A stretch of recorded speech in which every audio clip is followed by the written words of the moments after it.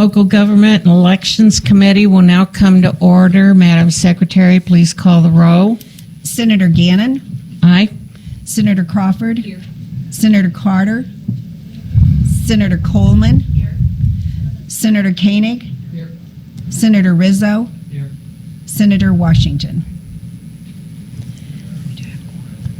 We have a quorum. I make a motion that we go into executive section. Nope, we're just going to hear the bill. Okay, we're going to hear about. Okay. Take that back. We will be hearing Senator Brattin, Senate Bill 525. Senator, when you're ready, you may proceed.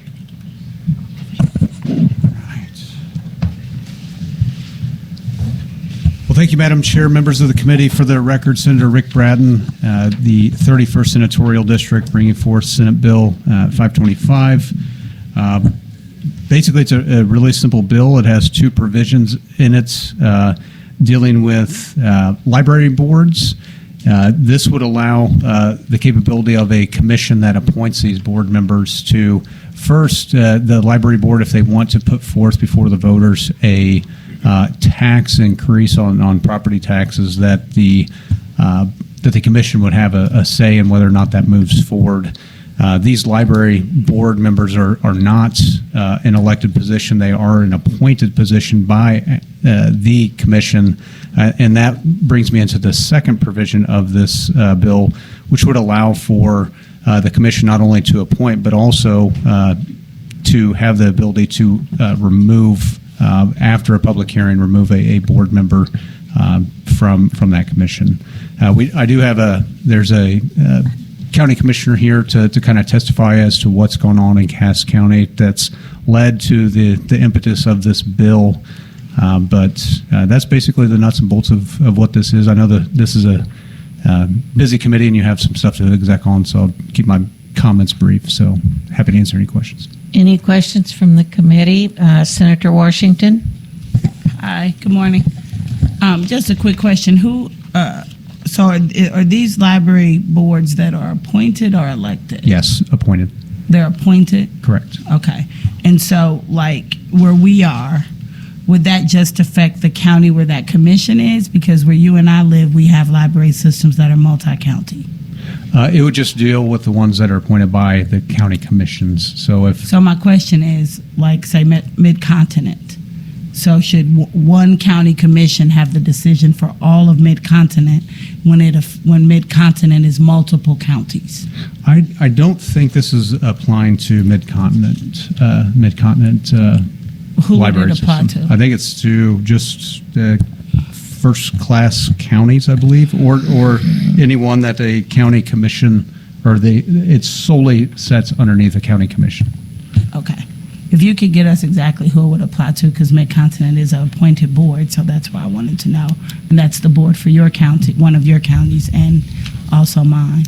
Okay. So I just wouldn't want Clay County telling Jackson, making a decision about Sure. a multi-county board's library system because someone in one county was offended when folks in other counties may not have been. And if there is any ambiguity in that, I'll work with you to help solidify any sort of language to make sure that that's not the case. Okay, thank you. Any other questions from the committee? Seeing none, we will start with witnesses in support. Make sure you fill out a witness form, state your name, and you have 3 minutes.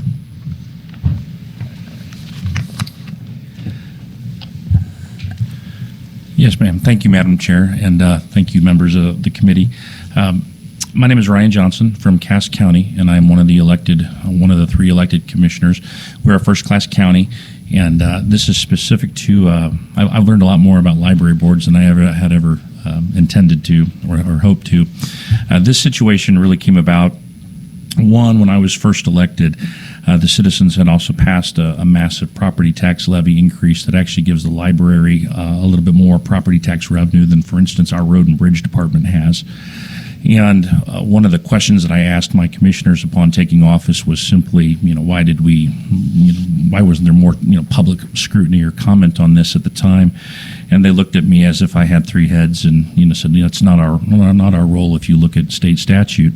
And it's true. Right now, there's no review process, no vetting whatsoever. This appointed board can simply put a tax increase on the ballot at any time that they care to, and the commission has no say whatsoever, even though it is an appointed board.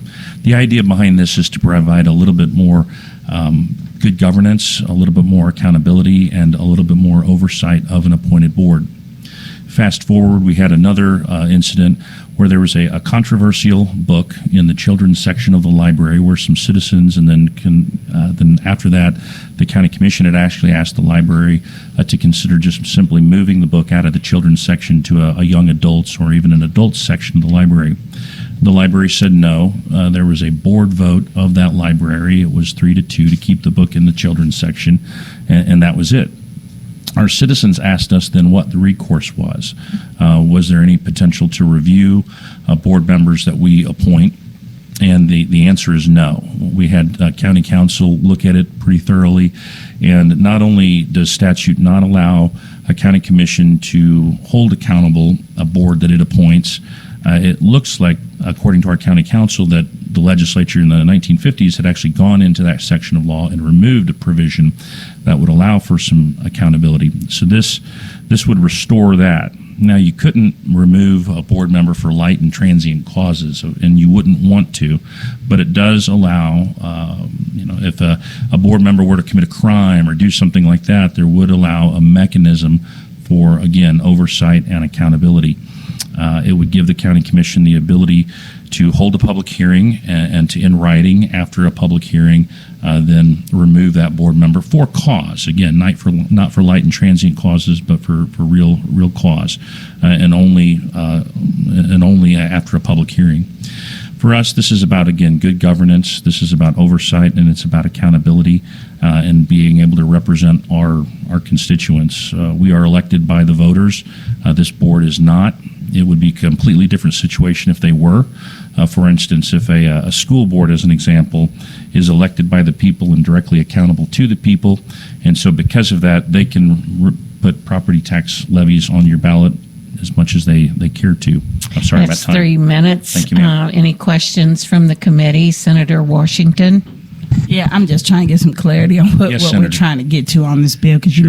you said several things. So the first thing you said is that there were some taxes or whatever that the citizens voted on prior to you taking office.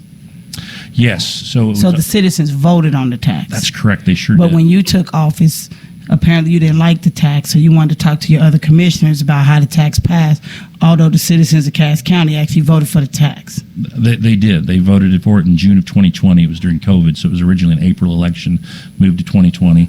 But my question is, did they or did they not pass that tax? It did pass So in it June was of 2020.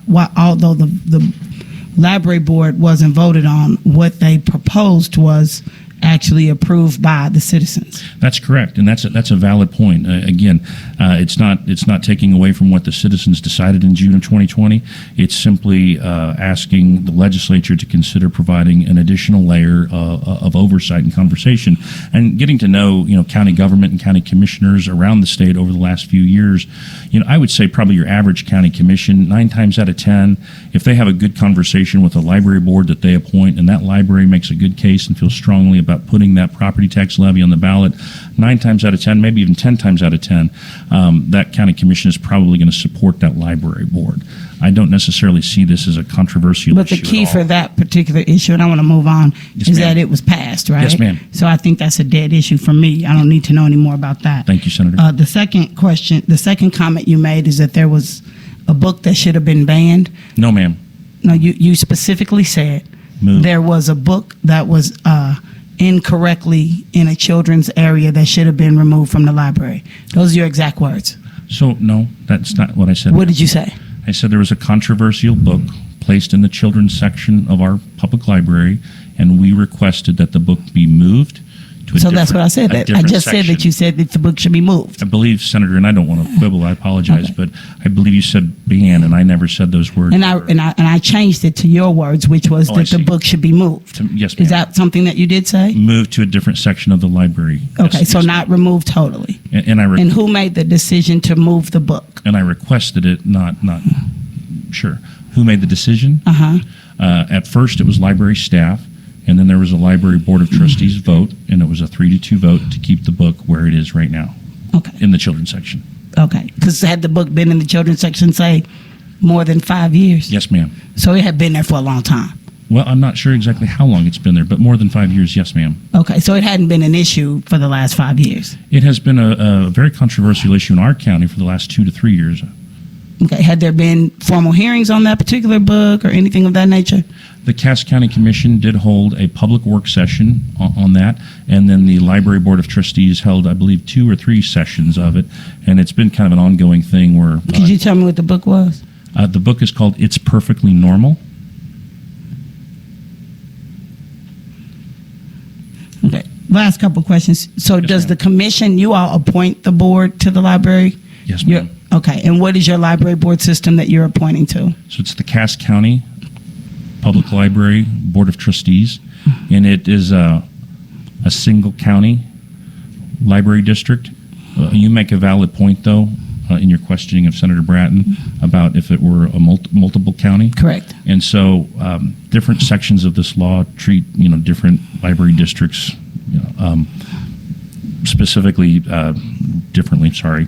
So with that, I don't believe your mid-continent example would be an issue. Or but what about Kansas City? I don't believe that Kansas City would be impacted by this either, ma'am. Well, and then my final question is, And by the way, I'm a big fan of the Kansas City Public Library system as well as mid-continent. yeah, we don't remove books, though. So, We keep them where they are. yeah, we 'Cause we like allow- to keep books too We like people to in the best be able sections to possible. explore their minds. Yes, ma'am. Your last part is that this would allow the commission to remove someone for good order and effective that's prejudicial for good order and effective operation of the library, or for other good cause. Is that just the commission that would make that decision? I'm sorry, can you repeat your question, please? You would be able to remove library board members, trustees, for conduct prejudicial to the good order and effective operation of the library, or for other good cause. Who makes that determination as to what would require the removal of a library trustee? Sure. I believe the way that it's written, if it were to pass, it would allow for the county commission to remove for cause after a public hearing and in writing a library board member. So I believe it would allow the county commission to make that determination, ma'am. And I just want to ask, how many commissioners in Cass County right now? There are 3. And are any of you librarians? No, I'm not a Anybody librarian. got a master's of education, or any teachers or any educators? I don't have a master's in education, no, ma'am. I'm not sure about my colleagues. I don't believe they do, though. Okay, thank you. Any other questions for the witness? Seeing none, thank you. Thank you, ma'am. Thank you. Next, in support of the bill? Seeing none, anyone here in opposition to the bill? Seeing none, anyone for informational purposes only? Seeing none, do you have any final comments? No, thank you very much for the hearing, Senator, Madam Chairman. Thank you. Okay, I make a motion that we go into executive session. Do I have a second? Okay. Okay.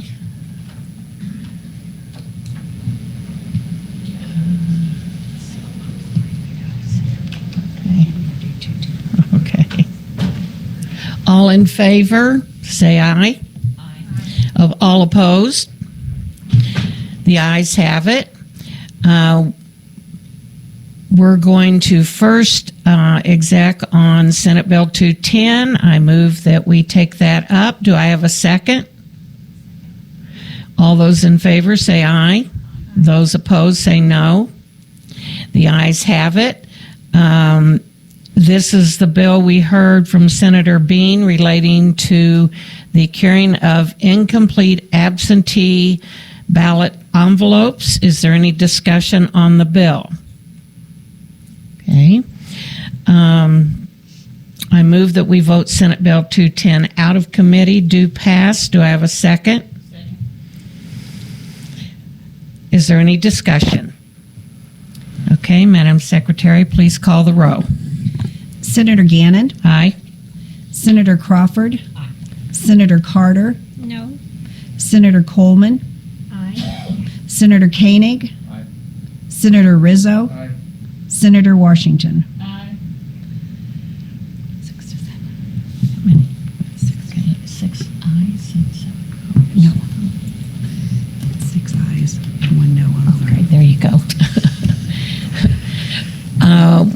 We have 6 ayes and 1 no. So Senate Bill 210 passes. Okay. I move that we take up Senate Bill 346. Do I have a second? All those in favor say aye. Those opposed say no. The ayes appear to have it. This is the bill we heard from Senator Crawford relating to elections. Is there any discussion on the bill? I have a question. Okay, Just Senator Carter. yeah, I've talked to my county clerks and they have a couple of concerns, and I'm happy to work through those with you. But again, I'm going to be voting. Senator, no. I'm definitely willing to do some work on this bill. We just want to keep it moving through the Yeah, process. thank you. Yes.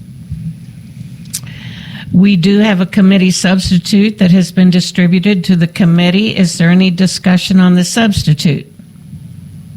Senator Crawford. Just wanted to make everybody aware, just as a reminder, that I presented the bill from the substitute. So what I presented is the sub. That's correct. I move that we adopt the substitute. Do I have a second? All those in favor say aye. Those opposed say no. The ayes appear to have it. I now move that we vote Senate Bill 346 with Senate committee substitute out of committee. Do pass. Do I have a second? Is there any questions or discussion? Madam Secretary, please call the row. Senators Gannon, Aye. Crawford, Carter, Coleman, Aye. Koenig, Rizzo, Washington. 7. And with a tally of 7 yes and 0 no's, that Senate bill do pass. Okay, now I move that we take up Senate Bill 354. Do I have a second? All those in favor say aye. Those opposed say no. The ayes appear to have it. This is the bill we heard from Senator Hough, which authorizes certain fire protection districts and ambulance districts to propose a 1.0% sales tax. I move that we vote Senate Bill 354 out of committee. Do pass. Do I have a second? Is there any discussion? Madam Secretary, please call the roll. Senators Gannon, Aye. Crawford, Carter, Coleman, Koenig, Rizzo, Washington. 6 ayes, 1 no. 6 ayes, 1 no. Senate Bill 354 do pass. I move that we take up Senate Bill 412. Do I have a second? All those in favor say aye. Those opposed say no. The ayes appear to have it. Did I have any ayes? Okay, thank you. This is the bill we heard from Senator Ben Brown, which authorizes the Board of Trustees of a consolidated public library district to change the dates of the fiscal year. I move that we vote Senate Bill 412 out of committee. Do pass. Do I have a second? Is there any discussion? Madam Secretary, please call the roll. Senators Gannon, Aye. Crawford, Carter, Coleman, Pass. Koenig, Rizzo. Washington. 412. Aye. Six, seven. With a vote of 7-0, 412 do pass. I make a motion to go out of executive session. I lost track and I mixed up the last two bills that we were on. Could I indulge the committee to ask if we could vote to reconsider the last one so I can change my vote? If people don't want to do that, I understand. But on Senate Bill 354, I can't make the motion though because I'm on the wrong side. I'm not on the prevailing side. Oh, I am on the prevailing side. I'm so sorry, guys. Can I make a motion to reconsider 354? The senator would like a motion to reconsider. Okay. Having voted on the prevailing side, I'd like to make a motion to reconsider 354. Okay. Second. And your vote? It was A voice vote? Sorry, it's a roll call vote. Roll call vote? Okay. So, So we have to vote. do we have to vote everybody? Okay. We're voting to reconsider. Voting to reconsider. Okay. Madam Secretary, call the roll. Senator Gannon. Aye. Senator Crawford. Senator Carter. Senator Coleman. Aye. Senator Koenig. Senator Rizzo. Senator Washington. The vote is 7-0 to reconsider. No. I Did you say no? Everybody's. Oh, okay. Yeah. Yes. I Okay. now make a do pass motion on Senate Bill 354. Do I have a second? All those in favor say aye. Aye. Opposed? The ayes have it. Wait, no, that was a roll call vote, isn't it? Roll call vote. Okay. Madam Secretary, call the roll. Senator Gannon. Aye. Senator Crawford. Senator Carter. Senator Coleman. No. Senator Koenig. Senator Rizzo. Senator Washington. With a vote of 5 ayes and 2 noes, the ayes have it. Okay. Now I make a motion that we go out of executive session. Do I have a second? Okay. All those in favor say aye. Aye. Those against say nay. And that concludes our hearing. Thank you, Chairman. I'm so sorry. I Okay. got mixed up on That's those. okay. That happens.